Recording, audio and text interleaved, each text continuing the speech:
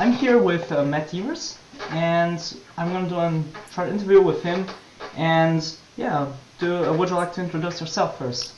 Hey everyone, my name is Matt. I have been doing esports stuff for around a year and a half. I am 24. I live in Canada, so the Great White North, kind of away from any esports, which kind of sucks, but oh well. I do a lot of writing and video. I'm a trained journalist, so I have a journalism degree, and in the past I've worked for myself. I've done work for Riot Games. I've written stories for Polygon.com, which didn't get published, but I still was commissioned to do them and put them together and that kind of stuff. I had the opportunity to go to Seoul for OGN Champions winner last year, so 2012, 2013, which was great. And I also went to World Championships for League of Legends Season 3. So I was in LA for the entirety of it. Covered it for LOL King, and did a lot of player interviews, videos, photos, that kind of stuff. So you probably know me either from those interviews or from some profiles that I wrote last year for GG Chronicles. So I wrote some profiles on Wicked, Chaox, Erica, who was TPA's manager and now works at Riot Games, and Guardsman Bob. So those were kind of like the things that got me into the scene and got people familiar with my work anyway. So you probably know me from those. And so I guess thanks for having me on. I'm not used to being the one interviewed. I'm used to the one being the one asking the questions. So I'm happy to be here anyway. Yeah, here's Alex from DrPuppet AP, and the first thing I want to ask you, and because I know you from Words, and people might know you from your work from GG Chronicle and your LCS infographics that you have been doing for a while now. But where did you start blogging in the first place, and why the journalist career? Pretty much, I guess my story starts when I was like 16. So I'm 24 now. I'm like 8 years writing. So I started. I've always kind of been a big writer. I always like journaling and stuff a lot. So when my house got internet access, one of the first things I kind of like was very curious to do was to start my own website. And when I was like 16, this was like pre-Facebook, pre-Twitter. So it was, I think I started my first blog on Blogspot. It's still up. I still have the user, like the URL, but I'm never going to tell anyone in it because the writing is just absolutely terrible. But I started writing, and I think I got involved into a class trip.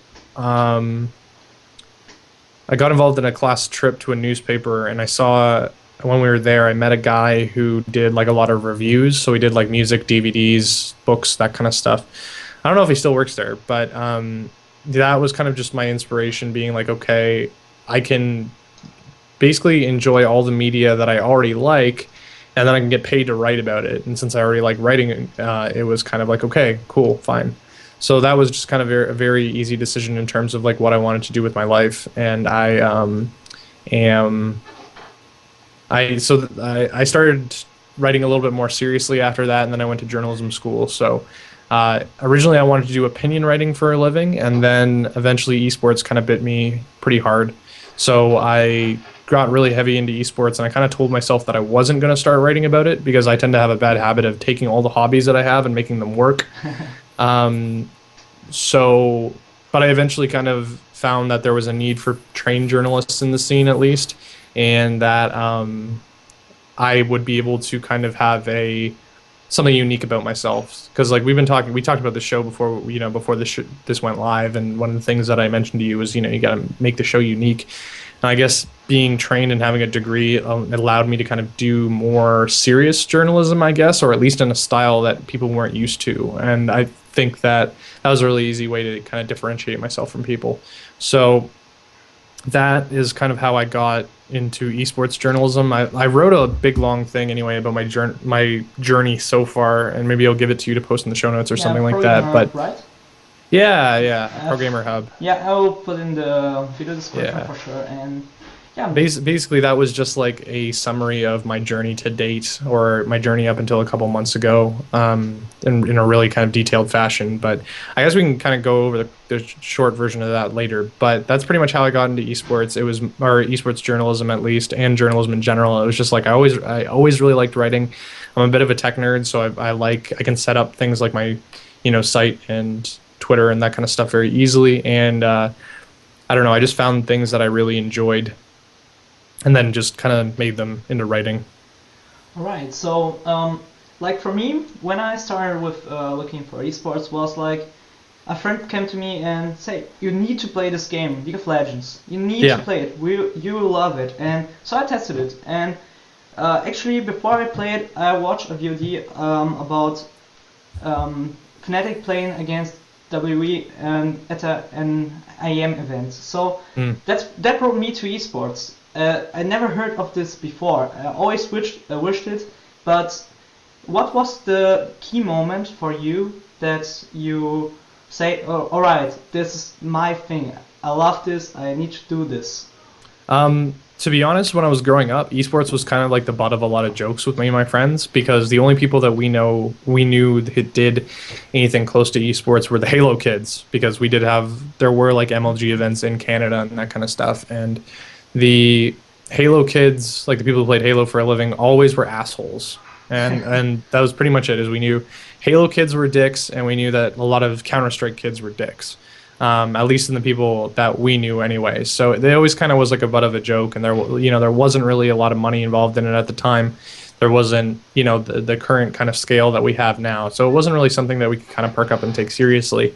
League of Legends, I started playing as I wanted to look into something that wasn't an MMO, so it wasn't like World of Warcraft or something, because I was kind of very often on World of Warcraft for a couple of years anyway, just because I want to say that like World of Warcraft probably ruined gaming for me, because I can't really get addicted to games anymore like I did with World of Warcraft. But League of Legends was something that was interesting. Like I had played Dota 1 when I was like maybe 12, 13, like when I was really young. Oh. And I sucked at it, but I at least knew the concept of what a Dota game, like the Dota type game was. So when League of Legends came out, it was like kind of an updated MOBA. I really liked kind of the lore of it, and I guess it was really easy for me to start researching it. Like I kind of went to the wiki and was like, okay, this seems interesting. This character seems interesting. I want to learn more about it. So eventually I started playing, and then I started watching streams as a way to get better. And I started watching Dyrus' stream a lot, because I really liked him as a person anyway, and his kind of like monotone and just like chill nature anyway. So when Dyrus got picked up for Team Solo Mid sometime in season 2, that's when I started watching TSM. And because Dyrus was on TSM, I was like, okay, yeah, TSM, woo. And eventually, I don't know, esports kind of like became my thing once I started getting more hooked on tournaments. And I want to say around like IPL Face Off San Francisco, that was when I started like getting involved, kind of, because I knew some people who were involved with Team Legion who had members who went to Complexity. So like Lotta Mortis probably wasn't there. He was Wild Turtle was his sub, and or was subbing for him. It was Damunlal. Yeah, they played under Quantic Gaming for some time, I think as well, right? I don't know. I don't think so as Quantic. I know that they were Legion, and then they went to the Brunch Club. Oh, Like right, all right. a couple of them went to the Brunch Club, and then Yeah. the Brunch Club became Complexity, and then then they're kind of in the wind right now. But pretty much I really enjoyed those guys, just because like I like the underdog story. I always kind of cheer for the underdog, and Wild Turtle just kind of like styling all over these Chinese players was pretty cool. Like his Gragas during that tournament was nuts. So that kind of gave me an excuse to kind of like just start following different teams and that kind of stuff. And then this was all just kind of happening during my final year of university, so I was like looking for things to do that weren't just like get a job at a newspaper, because for some reason I don't really do well in the traditional news environment. I kind of get really bored when when people talk about I've spent time doing internships in newspapers and working for newspapers in freelance capacities. I get really bored of like local news very easily. I don't know if it was just because I was living in a different city that was my hometown, or I guess I was just kind of apathetic about, city life in general. I like nerd shit, so I kind of report on nerd shit. So while I was working at a software company, I started doing casting, and I thought that I wanted to do casting instead of journalism because I looked at casters and was kind of like, that's a cool job, so why not try? So I started hosting like community nights for like pickup games where for casting, and this was like right after spectator mode came out, so that was kind of good timing. And that kind of morphed into me working for GG Chronicle, and I think it was just kind of like around GG Chronicle was around season 2 World Championships, and it was when we did these like we did 12 days of esports, and each one of them was like a 3,000 word article on each of the 12 teams that were going to season 2 Worlds, and just kind of like being a part of that team and being a part of like the editing, and like I did some banners for the articles and that kind of stuff. So like I just like took a lot of my free time and kind of threw myself into that project, even though I only wrote one of the articles. So it was just kind of like being inside that team environment and being inside something that was working towards a larger goal that I was like, okay, I guess I'm in here. And then after that, it just kind of, a lot of stuff happened, and I guess we'll get to that later, but it was kind of maybe around a season 2 championships where the pageantry and the like, the grand scale of things started to become more evident, like the LA Live and Galen Center and that kind of stuff, and just seeing the season 2 World Championships live outside being played was pretty cool, and I think that was when I started like getting a little bit more hooked. Yeah, I can also say positive things about my live experience as well. I was at Gamescom, and yeah, it was fun. And so that's why I want to continue the interview with is how was your experience with esports so far? Like from journalist from the beginning where you started just watching and oh right, that's cool and stuff, and when you worked, like how was to work with esports at work is weird. Let's put it that way. All I can really say is that work is really like working as an esports journalist is probably one of the most difficult and frustrating things that I've ever done. In terms of just stability and job security and that kind of stuff, there just really is none. And you're working in a system that's pretty much broken.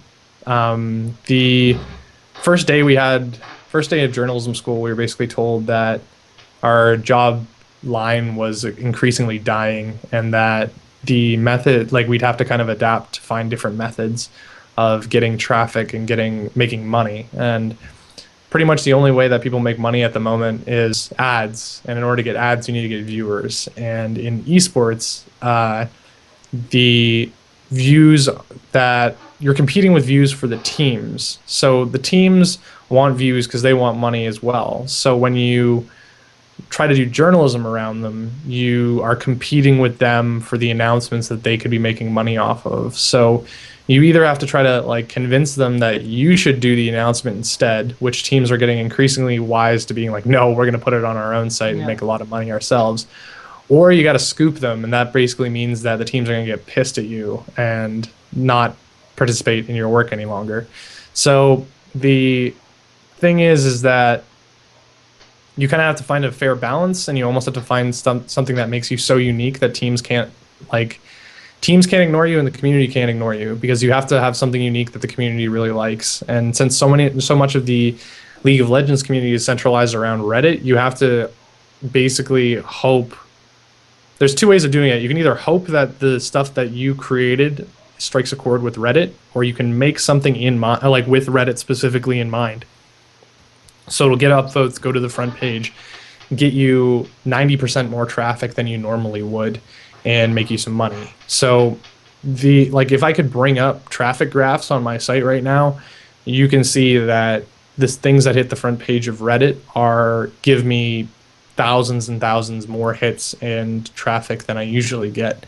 And it's just kind of like symptomatic of it. Like I said, it's a broken system. It's like there's a very few ways to get that organically. Like pretty much the only person that I can think of that doesn't in esports that doesn't need to rely on Reddit for traffic and advertising is Day9. And Day9 has like he's a StarCraft Yeah. personality, and he has, you know, a good 3 to 6,000 people watching his stream every time that he streams. He does it in a very organized structure. He's only on from specific time to specific time, but he has a very kind of guaranteed audience, and they're very passionate and they love his shit and they want to spend as much money as possible. Because he has that very focused user base, it makes it a lot easier for him to point to directions in terms of like stuff he wants advertised and say, okay, you should buy this or you should view it. The other, like, he's very focused, you know, like those 3 to 6,000 people are willing to spend money, so he can count on those.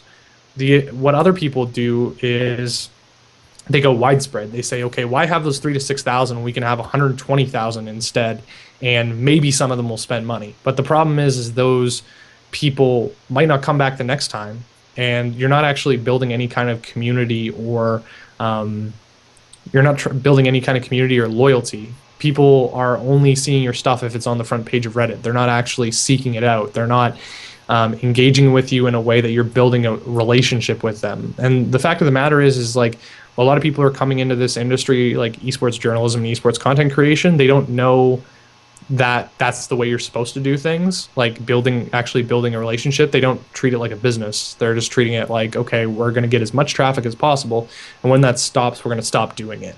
So if there's one thing that I think esports needs more of at the moment, it's people who are willing to be patient and willing to kind of like build it as a business rather than just trying to get as many hits as possible and hoping people are going to spend money. Because if you're going to create value, for like my rule of thumb for anyone in esports and looking to find their niche and looking to kind of like gain an audience and stuff like that, is to just create value. Like you have to create value for people. And people will usually like spend money on you, or they'll usually give you attention if you're somehow valuable to their lives.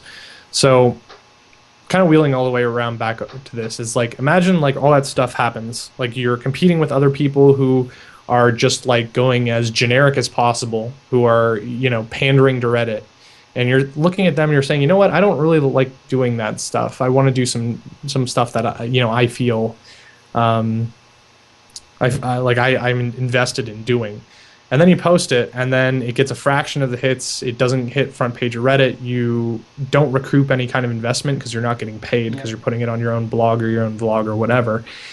And then people shit on it because it's different. So it's just kind of like my experience in esports has been frantic and just kind of like weird. Like for some people, they will start working and their stuff will instantly get recognition, and they'll be like, people will be like, man, this is great, you know, what I like. And then all of a sudden they have like thousands of, you know, followers, fan base, subscribers, whatever, and then it works out. I've seen like so many people, they'll get lucky on their first try, and they'll, you know, the first thing that they post, just on nature of it being new, you know, all of a sudden they'll explode and have, you know, a good time. But for every like one of those, there's like 15 people who are struggling in terms of trying to find a balance between stuff that other people will like and stuff that they enjoy doing. And if you're in a position where it's not just a hobby, if it's something that you're trying to make money and a career off of, it becomes a lot more frustrating when stuff that you enjoy doing isn't making you money. Because if you're doing it full time and you're doing it as a job, it becomes necessary for it to succeed. Yeah.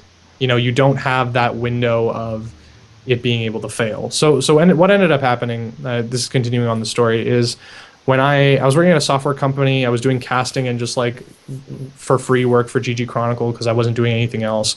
Eventually I applied for a Riot job. Riot was looking for people to work full-time on lolesports.com. So they wanted to hire 3 people who would be working full-time for LOL Esports. The only thing, I went through like the job interview process and the application process. I went to Riot to interview, so I went through 10 job interviews pretty much. Yeah. 3 over Skype, and then 7 during the process in Los Angeles.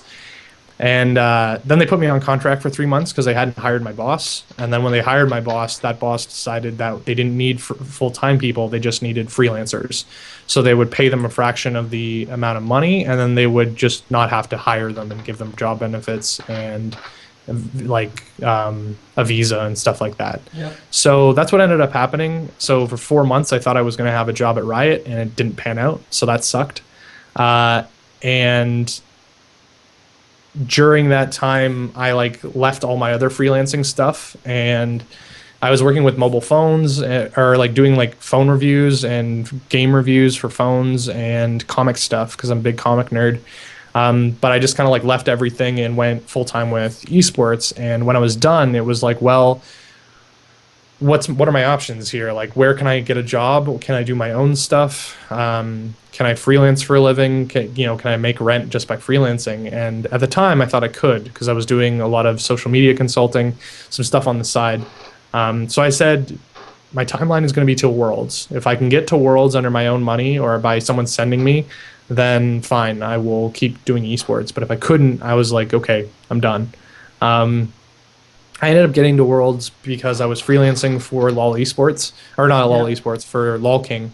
So I was doing video interviews and content for them. They were paying me, but I paid my own way to Worlds so that I could freelance for other sites. So the idea was that I'll pay my own way, and then I'll freelance for as many different places as possible, and then that'll pay it back. But while it paid off the trip, it didn't really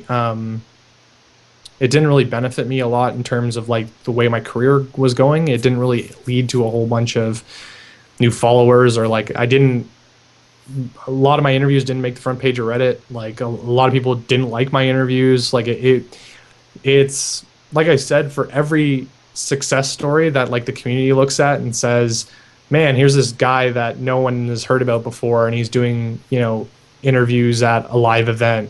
We should like celebrate him because he's at least doing he's at least like putting himself out there kind of thing. Like you see that every once in a while where people, despite people being new and despite them being unpolished, they'll be like, okay, it takes courage for it to do that. That didn't fucking happen. Like it was like, it was the exact opposite, where it was like no one noticed. And it was very difficult anyway in terms of mental fortitude anyway on my part to just like kind of keep going from that. It was very frustrating. I wasn't able to do the amount of work that everyone else was doing because everyone else had teams. Like I was doing everything by myself, from shooting to editing to uploading to coordinating the interviews, all that other shit. So it was frustrating, and as a result, I've kind of like been in a little bit of a burnout since like November to January. I just didn't do anything. I got laid off from a couple of my freelancing jobs. So one while I was in LA. So I got an email halfway through Worlds being like, hey, you don't have a job when you get home. And I'm like, okay, I guess. So I ended up having to move back home. So I'm like back at my parents' place at the moment. And then the GIF thing happened. Like I found a format that people kind of liked, and that kind of exploded. Like I made animated breakdowns for LCS plays, and then I got burnt out on those because I was doing them every week, and the reward that I was getting like skewed less and less. So even though it was like every other week of the GIF post, they'd hit the front page, and I'd get like a decent spike of traffic, but it wasn't translating into money, and it wasn't translating into a fan base that was engaged. I was just getting numbers, I was getting followers, but I was still only having, like, if I pointed a link, if I went to Twitter right now and posted a link and said people should click on this, or this is something new that I'm working on, I'd still only maybe get like less than 100 people out of 3,500 people that follow me to actually go to that link. So it's kind of just like there's a difference between having like 100,000 people and having like any amount of that to be able to make them go somewhere. Like you have to be able to influence those people, as opposed to people just following you and then forgetting about you. So my journey in esports, I know this is a really long-winded explanation, but more and more I'm seeing more people that want to get into esports content creation, and the only thing I really have to tell them is that it's not easy. And for every person that you see as a success story, and like hitting front page of Reddit every time that they post something new, or getting to go to all these crazy places, there are dozens of people that aren't like, it's not that they're not working hard, it's just that circumstances, and it's either the circumstances aren't right, that they're or just the community doesn't click with their content. And some people are fine with it, some people aren't, and it's up to the person to kind of make concessions as to how they want to change if they want to be successful. Yeah, if they want to change, they will get better and better and better, and hope they will get exposure. So, as you talk about your history in esports, and you say that was an easy part of your life, and it was it is something that you like, and even through this hard time, what kept you motivated? And of course, what kept you motivated from the first place? Like from the first time you saw this and to now, what keeps you motivated? I think a lot of nerds kind of have a shit time growing up, and I don't know if that's true anymore because like a lot of as kind of everyone got access to the internet and mobile phones and stuff, like the concept of nerd, like being a nerd is a bad thing, kind of has erased over the last kind of couple years. I don't like I'm noticing that there's generational gaps. Like I was born 89, I'm 24, but like even people who are born maybe like 93 or 95, like those are still people who are coming up in esports now and who are a large amount of League of Legends fans. League of Legends fans skews very young in comparison to something like Dota or Counter Strike or whatever. Um, so growing up, like I think a lot of people around my age who were nerds really got bullied a lot and really just didn't really have like a social circle to be able to, enjoy these kind of things. And I know specifically, like even in some situations now, like I used to work at a software company, and the software company, you'd figure, holy crap, there's a whole bunch of people that code for a living. Yeah. But still talking about esports, that was still too nerdy for them. Like even though there were hardcore gamers, it was like esports was still too nerdy for them. So what kind of motivated me, at least what kind of motivated me then and now, is just like meeting a lot of people that are really nice and them thinking that my stuff is good. I wish I could say that it was for like a more noble reason, but like I get a lot of validation from people thinking that my work is great, and that's kind of a grand motivator, at least in terms of continuing to put out new work and then not just kind of like fall off the face of the earth sometimes, is that there are people who really enjoy my stuff and there are people who do support me. And I kind of wish that I was stronger and more confident so that I wouldn't need that validation. But that's just something I'm kind of working on at the moment. Like, I wish I could tell you that when something I'm really proud of doesn't do well, it doesn't completely shut me down for a day, or a day or two, or a week or a month. It's like I can be completely proud of a piece. Like I'm proud of something that I put together and really love it and be like, man, I actually worked really hard on this. And then I can post it. And if it doesn't do well, then all of a sudden it doesn't matter anymore. It's just like it just kind of goes out the window. It kind of just makes me think that I'm not good. And I wish that it wasn't the case, because I think confidence is something that you really need to maintain if you want to do this as a career. You have to be able to keep motivating yourself into keep working and not just like fall into slumps very easily. And that's probably something that's worked against me a lot, is that I can fall into slumps very easily in terms of the work that I produce. So like I said, after Worlds, I didn't do anything for a couple months because I was just very depressed and I was really poor, and I still am pretty poor. And that probably hurt my career in the long run, because I wasn't creating, like I wasn't maintaining the momentum that I had. And to a certain extent, like even today, it's like, you wanted to interview me. I have no idea why you would want to interview me, kind of thing, because I'm not in a position where I consider myself a success. Maybe that's just me being a little too hard on myself, but at the same time, it's like I have very high standards of of my work and like where I am. And I guess the motivation was just like meeting new people and having the potential to be part of this world that I looked at and saw a lot of cool people, and I kind of wanted to be one of those cool people. So that was kind of the motivation. I also like it when my work helps people, like when people the reason I'm being so open and so candid in this interview is like normally I could put together a whole, you know, PR friendly response, or I could not mention, you know, that I was poor or depressed or any of that other stuff. But in reality, that just paints the image of something that's very easy to get into, and it gives people the impression that they can just pick up and do it. And if I can help people, if I can inspire people, or if I can just kind of enable them to make good choices and just be better people, then that's what motivates me. I'm finding that more and more I'm looking to write or highlight things that that just improves things, like sexism in gaming and feminism, and you know that the whole gender identity debate, and just like gaming is becoming more politicized and slowly, and I think there's a lot of people that don't know how to process it and don't know how to. I don't think they know how to have a conversation about it, and I think that I've found a couple of resources that make that a little bit easier for people, because I kind of sympathize with how some people are confused about it. So I've spent a little bit of time like talking with people, like with people that I respect, and highlighting their work. I think kind of one of the more important things that I can do right now is use what little influence I have to kind of point people's eyeballs at things that actually really matter.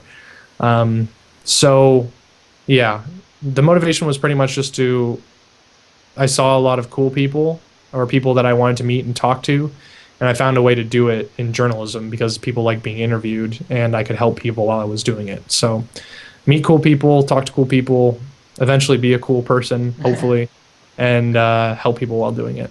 So, I don't know. Yeah, you say that you have promotes motivation, but that's totally normal thing for creative people. Every creative person in this world can have this problem, and it's like you have that good stuff, and that's why I interviewed you in the first place. And that's as well for the ebooks. Since I was following you, I got into your ebooks, and I want to ask, where did you come with the idea about writing the ebooks about esports on Twitter? So here's so in kind of continuation with that, people have motivational problems, but in esports, one of the most important things is you have to always be producing something. You cannot fall off. Like as much as I would like to say, like, to feel better about my lack of motivation, it's something that you see other people and they don't. Maybe it's not visible. Maybe it's just like something you don't see the problems that they have, but you can't do like one thing a month and then expect to make esports your full-time job. Like, you have, even if you don't feel like creating, you have to still create, because a large amount of building credibility and building a product for yourself and enabling you to make money off of it, you have to be consistent and you have to keep producing. It's like eventually you can get to a point where you're so respected that you can do something like once a month, because that's part of the novelty. It's like, oh, he's spending so much time working on it that he can only do one a month. But when you're not established and people don't know you as like a brand, then you kind of still have to be keeping working. Like, how many times have you seen on the front page of Reddit someone like a videographer or someone have like one hit and then you never see them ever fucking again? Like, that's the thing, is that, you know, you can't stop. That's the thing, is you have to keep working. But the ebooks were actually like a twofold thing there. When I said the motivation to help people, that was a large part of it. I saw a shitload of bad mistakes just being made by managers and players and other people on Twitter, and I thought, okay, I'm seeing the common mistakes over and over and over again. Let's try to fix it. And it was mainly just because I realized that a lot of esports people, like people who work in esports, are doing multiple jobs. And that's something as a journalist I've been used to for, you know, as long as I've been doing it. You have to be your own editor. You have to be your own video editor, cameraman, web person, because there simply just isn't enough money going around to just hire people to be able to do it. And all the money, like, if you're able to do more jobs, you're simultaneously more valuable and you save money because you don't have to hire someone else to do it.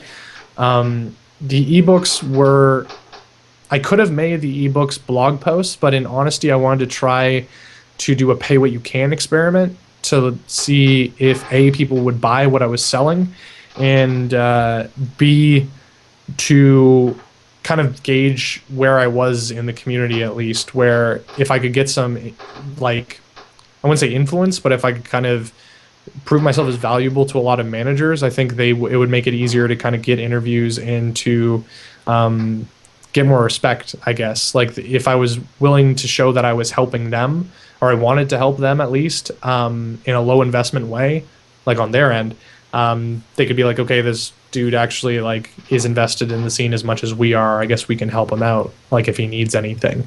So I wrote 2 for free, or like they have a minimum of nothing, so you can buy them for $0. And for most managers who have no money, that's what you need to do, is you need to present to them resources that don't cost them any money. And especially when people can research this themselves, like Twitter isn't so niche that people can't just like Google all the things that they want to do. It's just a matter of putting things in an esports context and having it all in one place so that they can just read it in one PDF. So I wrote it up. I wrote it up in Word and just exported it as a PDF. Put it on Gumroad, which allows you to do pay what you can stuff and just allows you to like sell PDFs or MP3s or whatever you want. So I put 2 up and they did pretty well. The first one, I kept getting email notifications like almost every couple minutes. I'm already a part of a couple manager chats on Skype, and they seemed very interested in it, mostly because it was free. Or well, it could be free, but I had a couple people donate more money, and it was mostly just like long-time fans who never really had a way to give me money. That's one of the things you need to do if you're a creator, is once you're at a point where people want to give you money, you have to do it in a way that you can kind of do the donations thing, but I always feel really scummy asking for donations, because it's just like, sure, it's helping me continue to work, but people aren't getting anything tangible about it. You know, it's like one person donated $50 and paid for that ebook, and it was like, okay, I feel less bad about it because at least you're getting something, and at least you paid that much because you wanted to, kind of thing, right? You're at least getting something out of it, instead of, I'd rather them get something out of it than donate $50 to me, and then I'd always be worrying like, oh man, are they getting their $50 worth, kind of thing. So it was one part seeing if people would pay for my stuff, one part providing a valuable resource that I think needed to be done, and one part giving people who wanted to spend money on me or contribute to me working a way that they could. It was mostly the second one. It was mostly just about fixing problems and just raising the floor of available information, because a lot of managers are doing their own social media and they have no idea how they do it. So, or how to do it. You know, they may be players themselves that are managing a team, or they may be, you know, they may be web developers or people with managing experience, but they may not know how to market things. So the books were just pretty much to help them do that. And then my idea was I was going to do a couple pay what you can ones, and then I was going to start doing paid ones, because I hope that I'd raise my brand up enough to get people to pay like $5, you know, something like that. So I wrote a book on TweetDeck. That's my newest one. And in reality, I haven't actually made a sale yet. So that's part of the game anyway, is sometimes you kind of take a jump and you might think you're ready for it, but then it's either not. Like, I can't force people to buy it, and I'm not looking to guilt trip people into buying it. But what that tells me is that I'm not at a point yet that people are willing to spend money on it, even if all the people that have bought all my previous books know that it exists.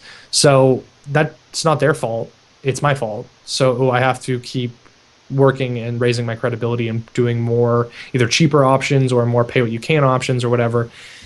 Like I said, if you're doing this kind of gig, you're wearing all the hats. You have to be your own business person, marketing person, strategist, whatever. So it's giving me kind of like valuable experience on how to run your own business, because you need to like put out new products and market them effectively and whatever. But at the same time, you need money to survive. So I think one of I kind of lost track of the discussion anyway, but the ebooks were pretty. The ebooks have been fun, mostly because they're focusing on that motivation to help people, and it's provided a good way of figuring out where exactly I'm at, whether I can rely on my current audience to help support me, or if I have to do more work. And so far, the answer has been I have to do a lot more work. So, it's been a valuable endeavor so far, and I'm probably going to still keep doing it. Yeah, right. I will put the link on the description from your Yeah, Gumroad. sure. And so the last thing you've done was esports related PDF towards TweetX. So Yeah. what you have planned for this next few months, weeks, days? What's your next project? Yeah, days are interesting. Today I'm going to be watching Free to Play after this, the Dota 2 documentary, and then I'm probably going to either write or vlog something on that. Just because I've been looking forward to it for a long time. I love documentaries. Weeks, I have no idea. Weeks are kind of hazy, just because like I'm waiting on a job offer right now, and if I that I can't talk about, and if I get that, then there's a lot of things that I need to worry about in a very short period of time. But it's pretty much, if this job offer doesn't work out, I severely need to restructure how I think about my career in esports, and I probably got to start looking for like a retail or part-time job, because I'm completely broke at the moment, and I'm candid about talking about that, because if you want to do esports journalism, that's probably something you're going to be facing. If you want to do it full time without like a job on the side, you're probably going to be broke a lot, and you have to either be able to subsidize that or deal with it. And I think I made a grave mistake in not still doing a full-time or part-time job, because even if you burn out uh, in that situation, even if you're too tired to come home from work and do, a vlog or a post or something, it may feel terrible that, you're not constantly working towards this goal, but you at least have money. When Yeah. you burn out, when you don't have anything to do besides esports or freelancing, you're not making money. So it contributes more to the burnout, because you feel like shit because you're not doing anything and not making money. And then eventually you don't have any money, and yeah, that sucks. So pretty much, I guess, short advice here is that don't do it full time until you have like twice or three times as much money as you think you need. Because like I thought I, had all my bills covered, a little extra money per month, and I could kind of do this and would cover it with my freelancing. And then literally the next 2 weeks were like one job stopped, and then like another one didn't work out or something like that. So it was just like poor planning on my part, and something that I could have just mitigated if I just had a part-time job that would pay my bills. But next week, month, it's just pretty much figure out this job thing. If it doesn't work out, I got a lot of decisions to make. If in terms of work, I'm just taking it like a day at a time. Like I said, I'm kind of very burnt out at the moment. And even in terms of writing, like working on the PDFs and blog posts and that kind of stuff, like the last couple days, I've just been focusing on doing nothing. Like I've been literally doing nothing, because, just less stressing, less stress, and just trying to get back on the motivation horse anyway. Uh, so I don't know. I don't know what to tell you, to be honest. I'm not giving up. It's just more of a slow month, slow process. It's more of just focusing on myself and focusing on my own mental health. And that's another thing. If you ever want to get into esports journalism or doing this full time, or content creation, or even if you want to be a pro player, get a therapist, because a therapist is probably the most valuable business expense that you could probably, if you're a self-starter, if you're doing your own business, I cannot guarantee, like I cannot tell or emphasize enough that a therapist is probably the smartest business investment you'll ever make. Um, the Yeah, so it's pretty much just rebuilding mental health time, or revitalization anyway, trying to get the motivation back up, and just figuring out what to do next. Yeah, I will take this advice and think about a therapist, since I want to study films and cinema and stuff. Oh God, yeah, get a therapist. Is more of just like, especially if you're in school, like if you're in post-secondary school, like university, college, whatever, it's like there's usually the ability to get a therapist through your school for very cheap. And I can say that that's very usually pretty valuable and a good place to start. But pretty much my goal coming into this, and I joked about this with you before, my goal coming into this interview wasn't to break your spirit. That was my goal, was to Yeah, be like, okay, you I don't want didn't. to You didn't. turn this guy off of doing anything. And to the same token, to the viewers out there who are watching, I don't want to discourage you guys for trying this out if you really want to do it. It's just, I think the most valuable thing that you can do is be realistic about the challenges that you need to face and the things that you need to have prepared beforehand before you take it seriously as a full-time job. But yeah, yeah, I just didn't want to come off too negative, but I kind of Yeah, gotta be you didn't. honest You if I didn't. can. Actually, it was for me very helpful. But let's take this emotional and realistic part, and let's have some fun now. I'm gonna Cool, sounds good. ask you a few random questions, like really, really basic stuff. Just five. Just answer them with the first thing that comes to your mind when you hear the question.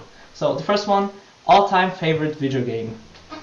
Uh, there's two. I can't make a decision. It's either the Mass Effect series, except for like the last hour of the last game, or Bastion. Bastion is just amazing. I love Oh Bastion so yeah, much. awesome game. I have the Bastion announcer in Dota 2 because it announces everything in the voice of the narrator. But I think it was just like I think gaming is at this really weird crossroads where there's a lot of people who want it to be more than what it is right now. There's people who want it to be like on the same level of art as like movies and stuff like that, where you can be like a game snob.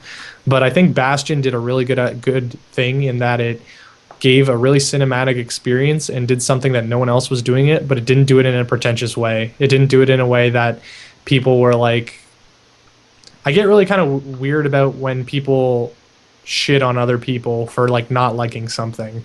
And there's a lot of games out right now that if you don't like it, all of a sudden your taste is bad. Or like you're holding back gaming or something like that if you don't like BioShock Infinite or something like that, Yeah. you know. It's like or The Last of Us or anything like that. It's like I'm not really interested in a lot of those games and I don't like hearing that my taste is bad because I have I have preferences like anyone else, but I think Bastion did something really good without being pretentious and without presenting it in a way that get people very um I don't know what the word is, but I think there's some games that people are just like really quick to want to praise and they want it to be like our fucking Citizen Kane. I hate when the press uses the term Citizen Kane of gaming because it's just lost all meaning at this point. And I think people are just trying to like create more they're just trying to create importance where there isn't. And Bastion was one of those games that it did what it needed to do, and it pulled off its gimmick and its like innovation in a way that wasn't And pretentious it was and cool. was pretty great. It was a great game. Mass Effect was the first like game that I've ever really gotten like emotionally invested in, just because of the sheer amount of choices and the characters were really well done. And the last one, like when the original ending came out, I was a deflated balloon for like 2 days because it sucked terribly.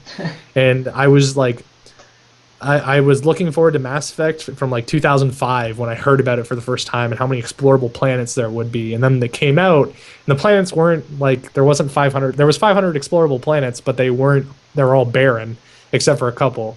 But it still had really good characters, and it was still a really good like game type. Then like Mass Effect 2 came out. I wasn't. I was kind of lukewarm about it. But it did the things that it needed to do with the story to keep me entertained. And then Mass Effect 3 came out and was like, nah.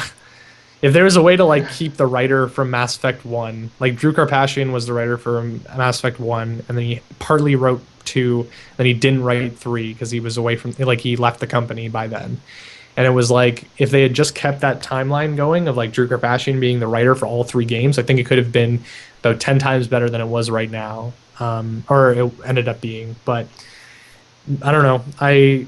Do not I do not regret my time freaking out over Mass Effect. Really good game. I cannot say a bad thing about the first 2 games at least. Anyway, long answer, but I do lose. Sorry. My Ask All right. FM. No, no problem. No I problem. do an Ask FM where people ask me questions and shit, and I've started getting shit from my friends of typing out like essays because like I don't know, I just like talking, I guess.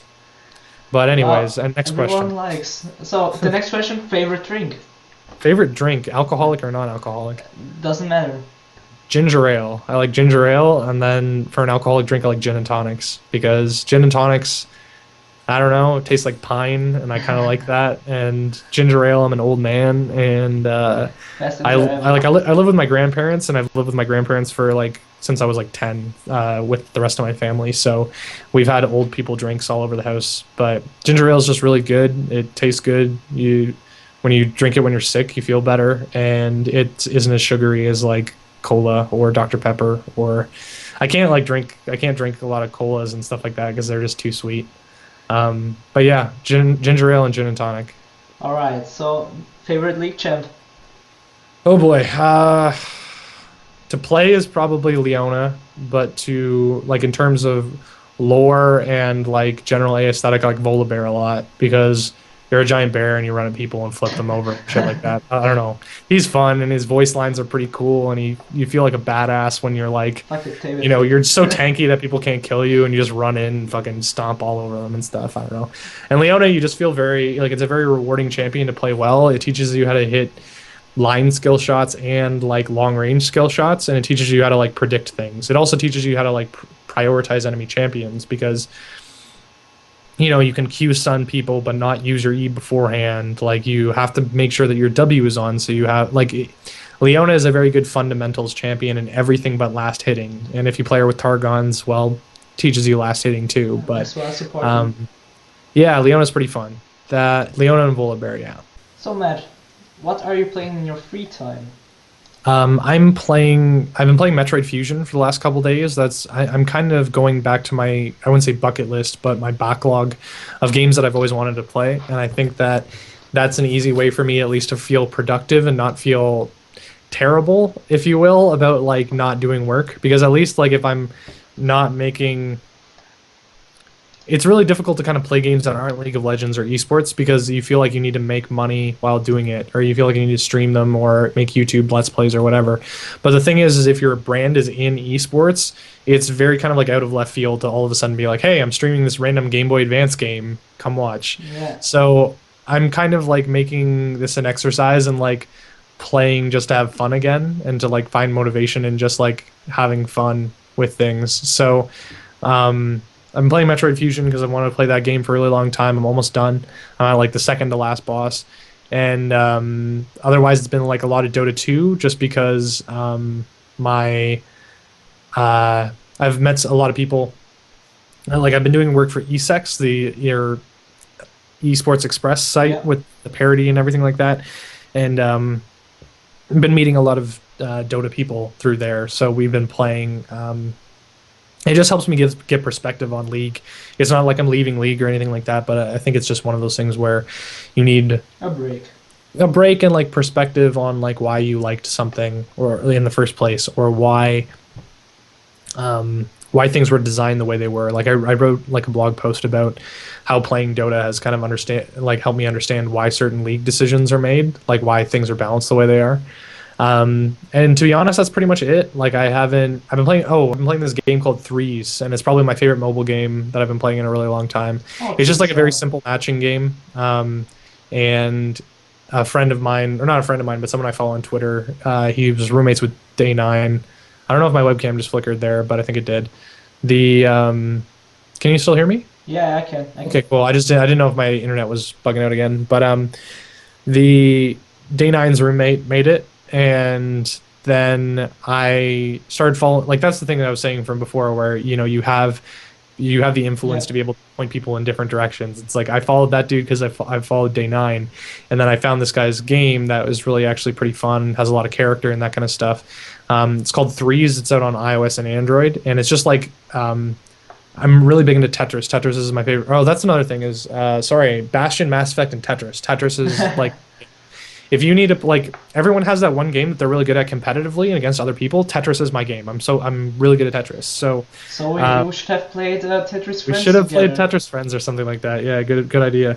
But maybe we'll do that some other time. But the thing is that it's kind of like Tetris in the sense that it starts off very simple and with a simple concept, but then you kind of like learn your own mechanics and like ways of manipulating the board in order to match things more effectively. So I've been writing kind of like a review on that, and I've really been enjoying the game. So yeah, check out Threes, and it's like Threes, like THREES exclamation point. It's also threesgame.com. So it's like $2.99 or something like that. And really good game, worth your money, and it's better than like it's not going to wring your money out like Candy Crush or anything like that. I don't know. But yeah, those are the games I'm playing right now. So yeah, then to the final, last question, your all-time favorite band.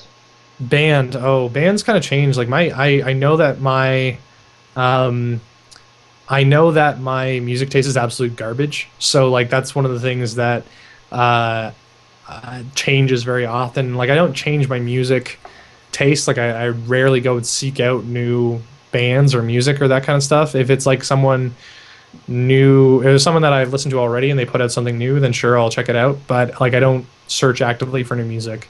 So in high school it was Red Hot Chili Peppers, and then they kind of got lame as the years went on. Because they just like stopped doing drugs and stopped like producing the kind of music that I liked from them anyway. Then it was right now I listen to a lot of hip hop, so I'm listening to like a lot of Tribe Called Quest and Childish Gambino and Wu-Tang Clan and Jay Dilla. So I'd say that that's my kind of favorite stuff right now. I don't know. I don't really have a favorite band, to be honest, but I wish I did, I suppose. So yeah, then we're coming to an end, and first of all, thank you very much for this interview. Cheers. And where can people find you? You can find all my stuff at mattdemers.com. So mattdemers.com. You can find me on Twitter at Matt Demers, so first name, last name.